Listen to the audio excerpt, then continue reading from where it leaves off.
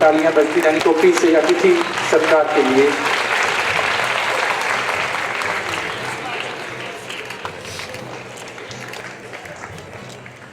चौथे स्थान पर मान्या इंडस ग्लोबल स्कूल मंडी। और बच्चों आपकी तालियां बजती रहनी चाहिए।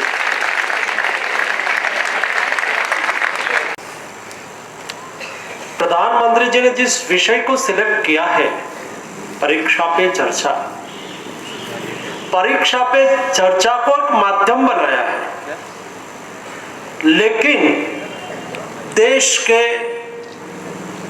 के निर्माण के लिए, देश के भविष्य के लिए दो पहलू बहुत महत्वपूर्ण है। एक है स्टूडेंट, जो देश के भावी निर्माता है, और दूसरा है टीचर, शिक्षक, जो स्टूडेंट को गढ़ता है, स्टूडेंट को निर्माण करता है। प्रधानमंत्री जी का यह भाव था कि शिक्षक और स्टूडेंट, उसके साथ संवाद के माध्यम से सोसाइटी, समाज को प्रेरणा देना, हमारे भविष्य को कैसे संयोजना है।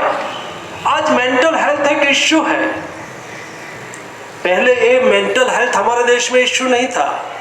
My self is health minister, I know very well. ये देश में पहले मेंटल हेल्थ इश्यू नहीं था, क्योंकि हमारी सामाजिक व्यवस्था, हमारी एजुकेशन सिस्टम, हमारा एक प्रति सद्भाव का भाव, टीचर को, स्टूडेंट को टीचर के प्रति देखने का भाव, टीचर को स्टूडेंट के प्रति अपने बच्चे का भाव, परस्पर संवाद, सोसाइटी और शिक्षक का संवाद, उसके आधार पर एक ऐसा समाज निर्माण होता था जो समाज अपने आप ही हील हो जाता था। हील होना मतलब अपने आप को स्वस्थ कर लेता था। एक एजुकेशन होता है फॉर्मल, जिसको हम परसेंटेज के साथ जोड़ते हैं। दूसरा एजुकेशन होता है इनफॉर्मल, जो संवाद से होता है, एक शिक्षक के व्यवहार से होता है, शिक्षक के साथ समाज के व्यवहार से होता है।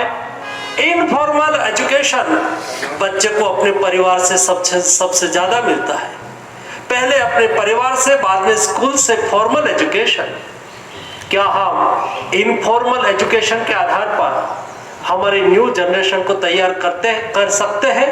मोदी जी का ये भी एक इंडिकेशन था। और इसलिए तंदुरुस्त समाज के लिए तंदुरुस्त बच्चे का निर्माण ये बहुत आवश्यक होता है। मनुष्य को अपने जीवन भर एक नहीं अनेक दौर में से ऐसे गुजरना पड़ता है जहां एक तरह का परीक्षा का माहौल होता है, वातावरण होता है। ऐसी परिस्थिति में ये हम सब के लिए, बच्चों के लिए तो है ही यही लाभदायक, बच्चों के लिए तो उपयोगी है ही ये परीक्षा पे चर्चा का ये विषय।